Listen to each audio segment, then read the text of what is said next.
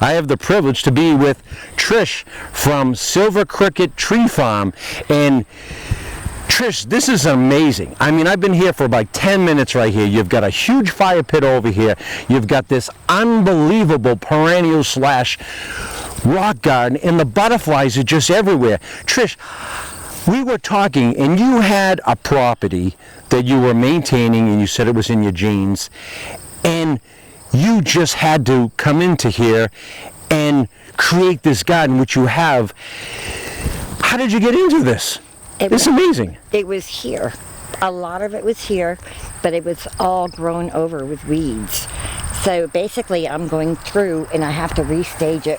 I don't want to get rid of a lot. I have given away or offered to give away a lot of the perennials because they're taking over the garden. But on the other side of that, the butterflies are crazy this year. It's unbelievable. And if you see the way that they are back here and you have your backdrop, I mean, it's amazing. You have lambs here that are filled with bees all over the place. You stained a beautiful backdrop on some trees, and there's a nice monarch back there.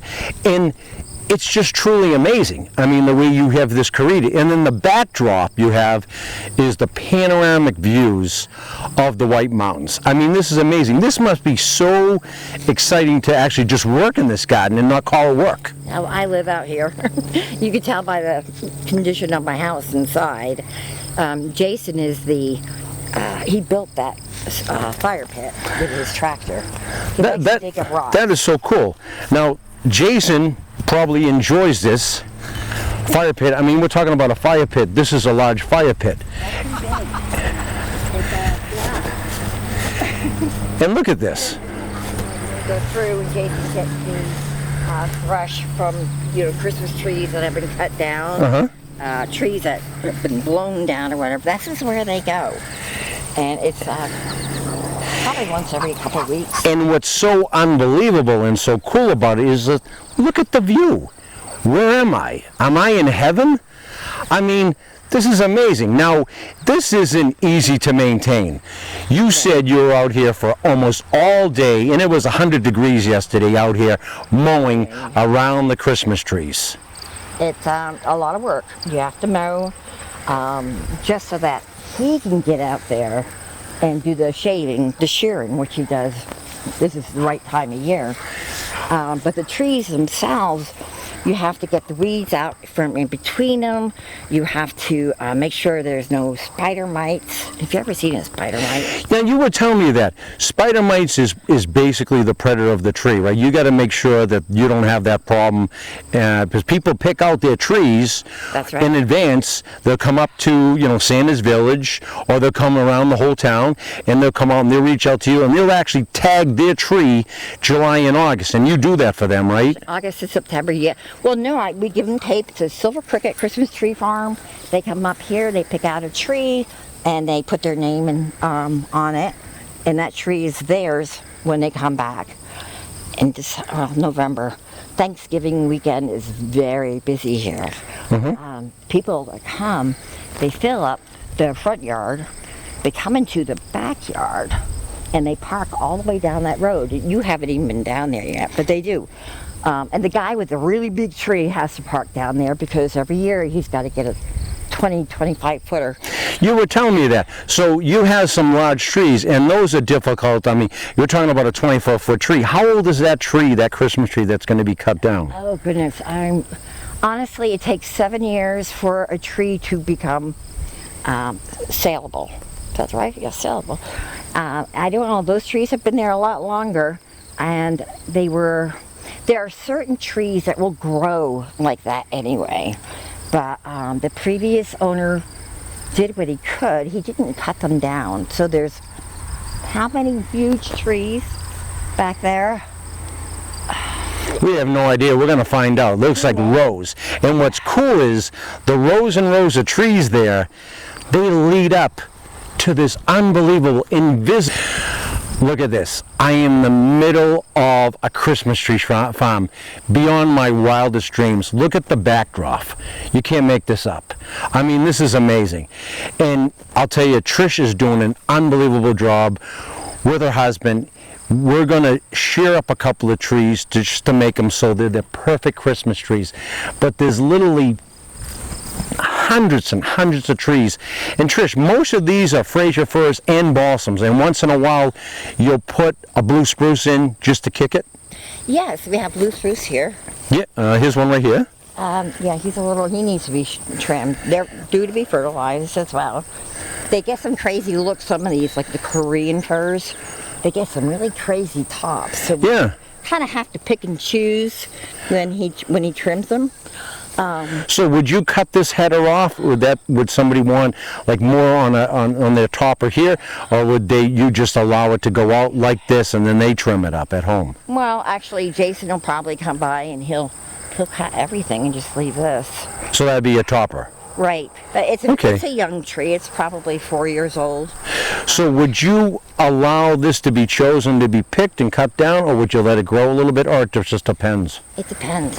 Every tree here is for sale. And we have actually somebody who came up and purchased live trees. And so they dug them out. There should be random holes in the ground. They came in and dug up the trees. Yeah, there's some stumps here, and that's when you go down and you actually mow the field here. You can't go in, and this is a stump right here, so there's no way of cutting this area.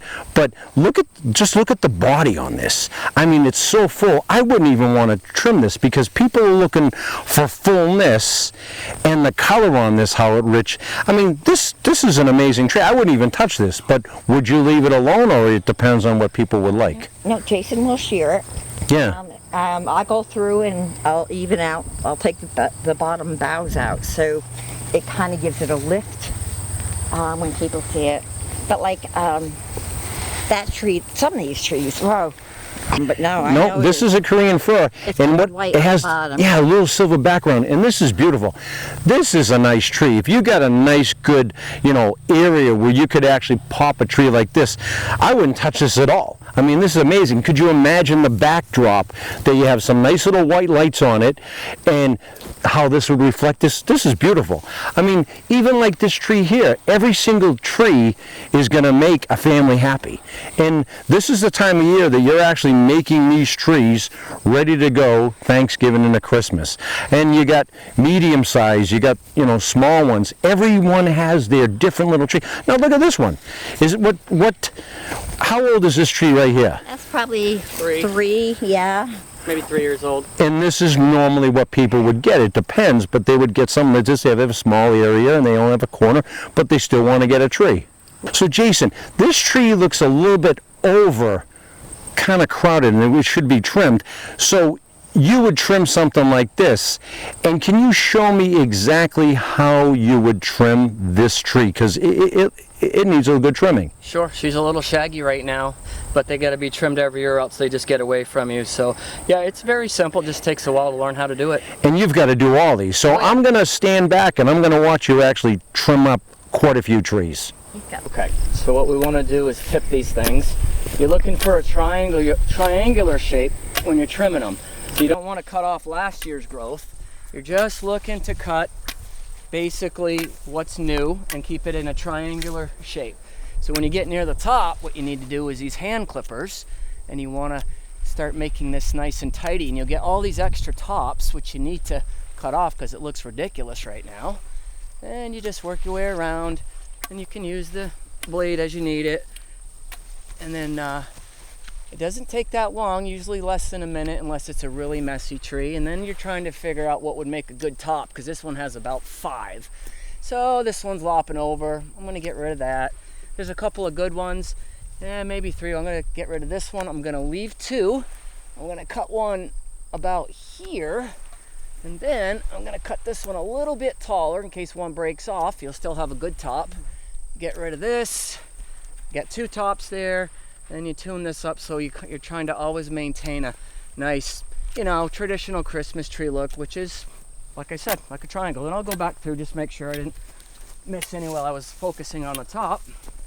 Go around a little bit more, and when you're finished, you have a fairly traditional looking tree. I'll go back, double check. It's always a little bit of tune up.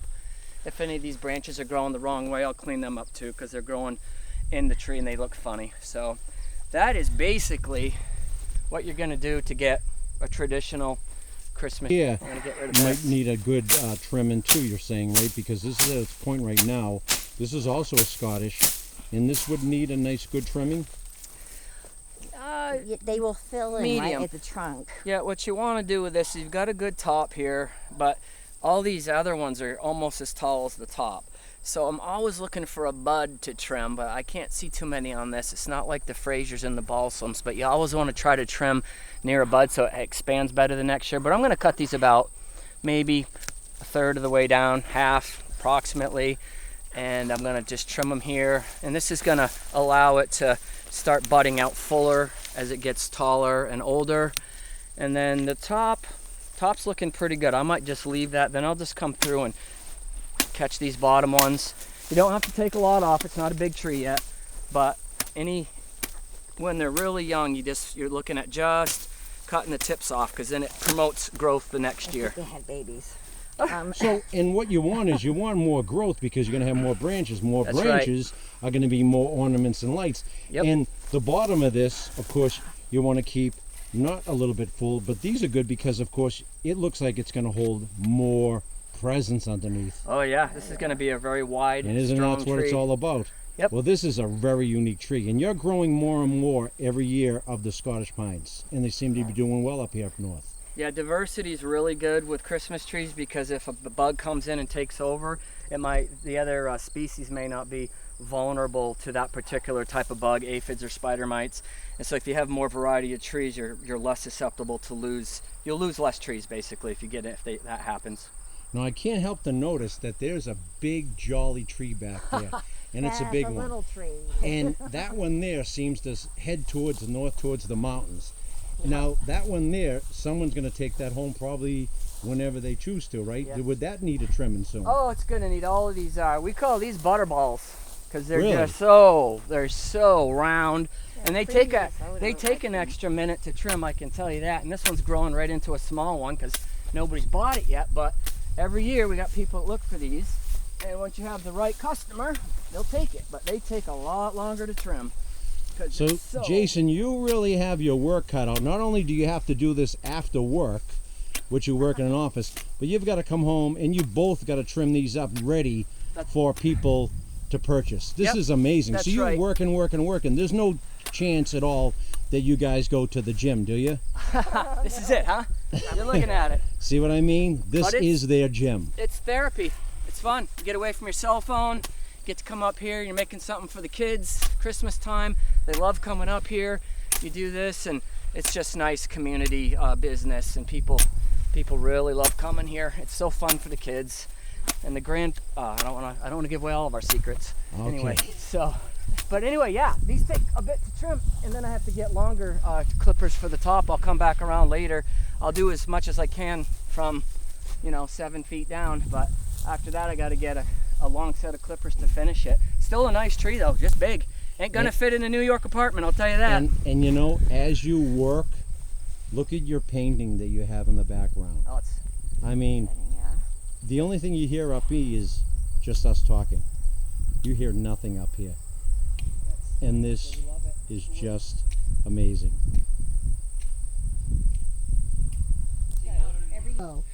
So I'm going to tell you, this has been so amazing. I actually learned so much.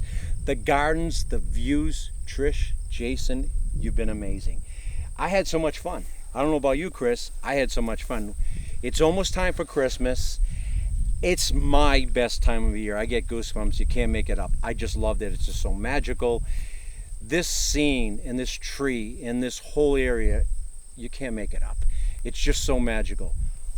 Thank you so much, guys, for sharing your tree farm, your perennial farm. If anybody wants a magical moment, and you can come up here, you can tag your trees, and they'll cut them down for you. They'll wrap them for you. You'll pull your car or truck up here, and you bring it home.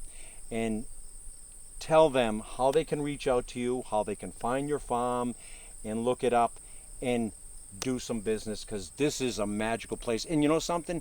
It's so close to Nea Sanderson. So these are magical to Santa Claus. So they're magical trees. how can they reach out to you? How can they find you? Hey guys, yep, you can find us Facebook, Facebook, yeah. Silver Cricket Christmas Tree Farm.com. And these are live, living trees.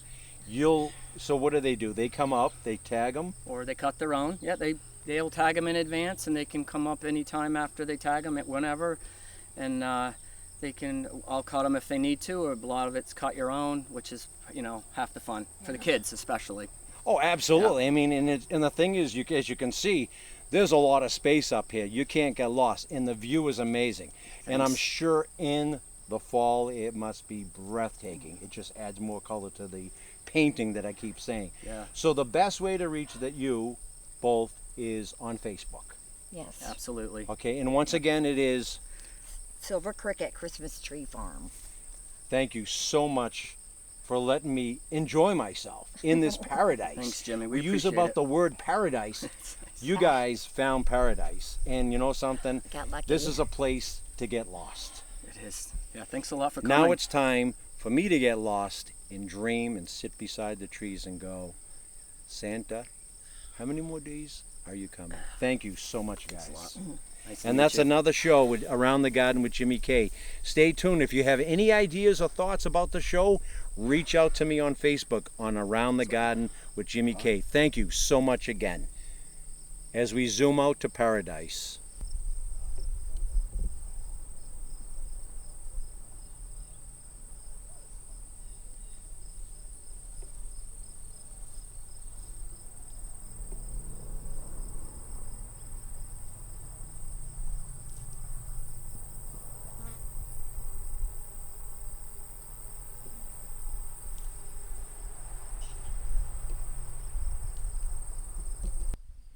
And the final part of the whole process, after the tree is cut, it goes through and these are old-fashioned, tree trimmers.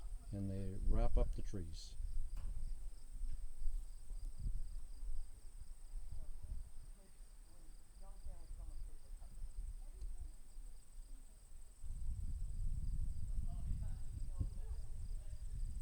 You have a ton of blueberries on this one particular bush. And you you're saying that you're giving these away.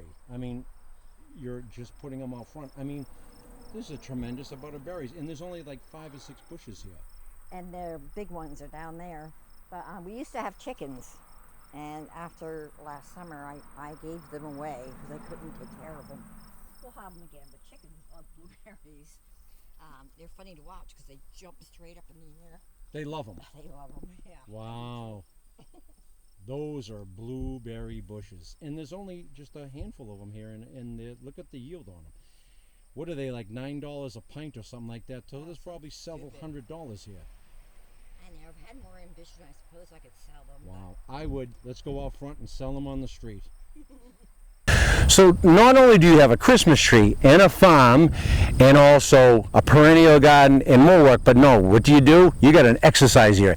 You got a basketball. You got a swing set over here. You got this open grass that someone has to trim. It's Trish.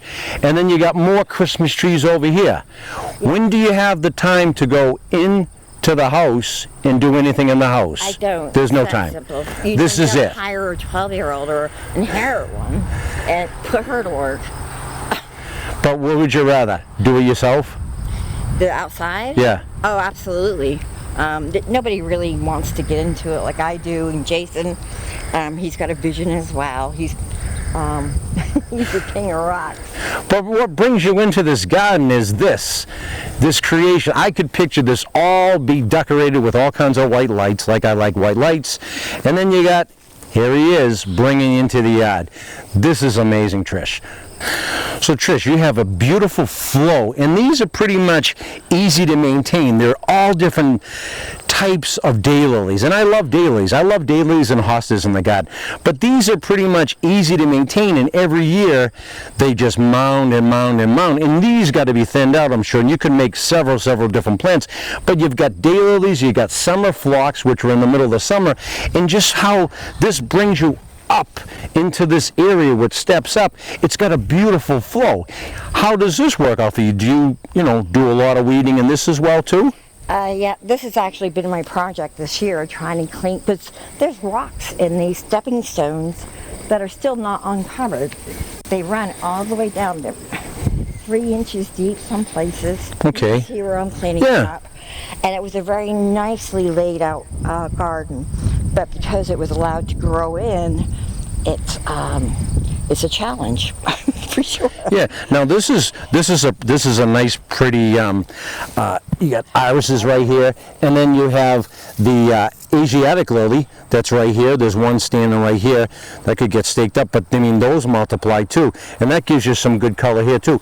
So that's what I'm always saying. Gardening is always a project. It's always a change, and it's always work. But here, I'm not talking. Here, it seems like you could really have some fun in the garden. I mean, look at the view. No one bothers you. All day long, you're out here in this big, giant painting that you're creating. It's amazing. Yeah, I'm pretty dirty at the end of the day. But, just getting the lilies dug up and then trying to rearrange everything. It's beautiful.